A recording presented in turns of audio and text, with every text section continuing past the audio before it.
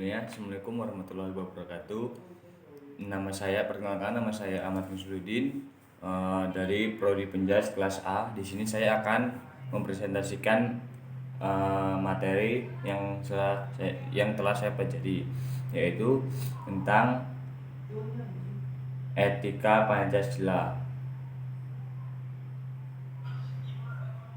Langsung saja, apa itu Pancasila? Rumusan dan pedoman kehidupan berbangsa dan bernegara bagi seluruh rakyat Indonesia. Selanjutnya, apa itu etika? Etika adalah suatu ilmu yang berisi tentang watak, perbuatan, atau tingkah laku manusia, mana yang dapat dinilai baik dan mana yang dapat dinilai tidak baik, serta bagaimana dan mengapa kita mengikuti suatu ajaran moral tertentu, atau bagaimana kita harus mengambil sikap, bertanggung jawab, dan berharap dengan berbagai ajaran moral.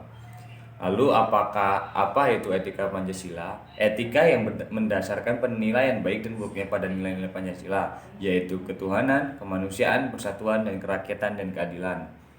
Nilai-nilai Pancasila. 1. Nilai ketuhanan. Nilai ketuhanan mengandung nilai religius atau keyakinan terhadap Tuhan Yang Maha Esa dan ketakwaan kepadanya. Seseorang dapat dikatakan menjunjung tinggi nilai ketuhanan bila bertakwa kepada Tuhan Yang Maha Esa sesuai dengan agama yang dianutnya, saling menghormati antar pemeluk agama dan penganut kepercayaan yang berbeda, memberi kebebasan pada orang lain untuk beribadah sesuai agamanya, dan tidak memaksakan agama atau kepercayaan dianutnya kepada orang lain. Selanjutnya, nilai kemanusiaan. Nilai kemanusiaan mengandung nilai moral kemanusiaan atau humanitarian. Seseorang dapat dikatakan memegang teguh nilai kemanusiaan apabila setiap tindakan dan perbuatannya selalu menjaga martabat orang lain. Perilaku yang adil terhadap sesama manusia juga merupakan wujud adanya sifat kemanusiaan. Orang yang berpedoman pada nilai ini selalu menghormati, menghargai sesama manusia, beradab, yang memiliki cipta, rasa, karsa, dan keyakinan. Selanjutnya, nilai persatuan. Nilai persatuan mengandung nilai moral persatuan bangsa. Artinya, setiap warga negara Indonesia dimanapun berada selalu berbuat dan bertindak tanpa adanya niatan untuk memecah belah bangsa. Secara tersirat, nilai persatuan ini juga menuntut pengakuan adanya perbedaan keanekaragaman suku, bahasa, adat, agama, dan sebagainya, yang menjadi kekuatan pemersatu bangsa Indonesia. Seseorang bisa dikatakan memegang nilai persatuan bila sikapnya mau mengenal perbedaan, cinta tanah air, rela berkorban demi bangsa, dan menyukai produk dalam negeri. Nilai kerakyatan. Nilai kerakyatan mengandung nilai moral kerakyatan dan musyawarah atau demokrasi. Nilai sila keempat ini menunjukkan adanya kedaulatan rakyat dan kekuasaan berada di tangan rakyat. Segala keputusan yang menyangkut hajat hidup orang banyak diambil melalui musyawarah mufakat atau demokratis. Seseorang dikatakan memegang teguh nilai kerakyatan dan demokrasi apabila menyelesaikan masalah melalui musyawarah, anti kekerasan, mengutamakan kepentingan rakyat di atas kepentingan partai atau golongan, menghargai perbedaan pendapat. Selanjutnya, nilai keadilan. Di sini nilai keadilan mengandung nilai keadilan sosial. Wujud keadilan sosial yang dimaksud mencakup seluruh aspek kehidupan, tidak hanya ekonomi, namun juga politik dan kebudayaan.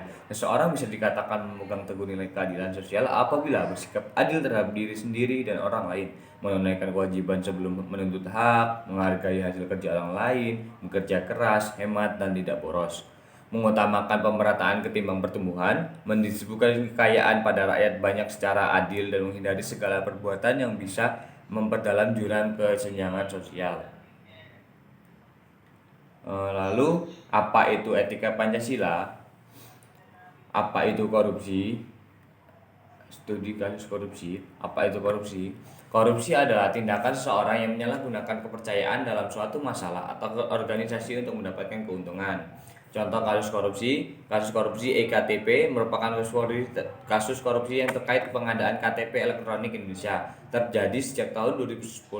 Penyelidikan kasus korupsi ini terus berlangsung selama bertahun-tahun. Sejumlah pejabat tinggi pun terlibat seperti Andi Narogong, Anang Sugiana, Miriam S. Haryani, Markus Nari, dan Setia Novanto. Setia Novanto bahkan sempat booming setelah drama penangkapannya serta kecelakaan palsu saat mobilnya menabrak tiang listrik untuk menghindari penangkapan.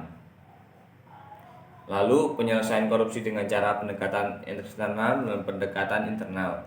Yang pertama, cara menyelesaikan korupsi dengan cara pendekatan eksternal. Adanya unsur dari luar diri manusia yang memiliki kekuatan memaksa orang untuk tidak melakukan korupsi. Kekuatan eksternal tersebut misalnya hukum, budaya, dan watak masyarakat. Dengan penegakan hukum yang kuat, baik dari aspek peraturan maupun aparat hukum, akan meminimalisir terjadinya korupsi. Selanjutnya, pendekatan internal. Adanya unsur dari dalam diri individu dan mendapat penguatan melalui pendidikan dan kebiasaan. Pendidikan yang kuat adalah dari keluarga untuk menanamkan jiwa anti korupsi, kemudian diperkuat dengan pendidikan formal di sekolah maupun non formal di luar sekolah. Selanjutnya, peran media juga sangat penting karena memiliki daya jangkau dan daya pengaruh yang sangat kuat bagi masyarakat. Namun, media harus memiliki visi dan misi mendidik bangsa dan membangun karakter masyarakat yang maju namun tetap berkepribadian bangsa Indonesia. Maksud dari membangun kesadaran moral anti korupsi berdasarkan Pancasila adalah membangun mentalitas melalui penguatan eksternal dan internal tersebut dalam diri masyarakat. Nilai-nilai Pancasila apabila betul-betul dipahami, dihayati, dan diamalkan tidak tentu mampu menurunkan angka korupsi.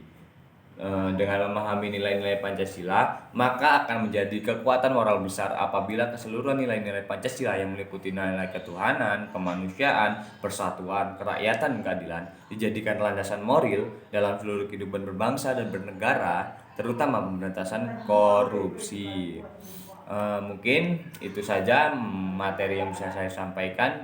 Bila ada salahnya saya mohon maaf, dan pada Allah saya mohon ampun. Saya akhiri. Allahul muwaffiq ila aqwamit thoriq. Wassalamualaikum warahmatullahi wabarakatuh.